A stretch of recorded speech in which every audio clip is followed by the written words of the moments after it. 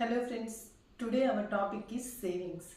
అసలు సేవింగ్స్ అంటే ఏంటి, అమౌంట్ని సేవ్ చేయడం వల్ల ఏమైనా యూజ్ ఉందా అని చెప్పేసి నేను మీకు ఈరోజు ఎక్స్ప్లెయిన్ చేస్తానండి.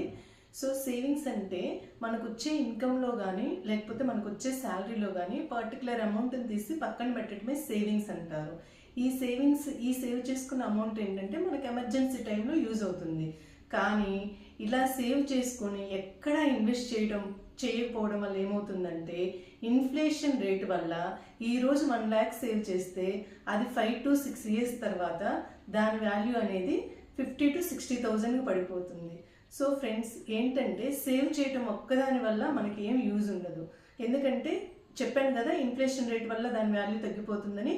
సేవ్ చేసిన అమౌంట్ని ప్రాపర్గా ఇన్వెస్ట్ చేసినప్పుడే మనం వెల్త్ అనేదాన్ని క్రియేట్ చేసుకోగలం.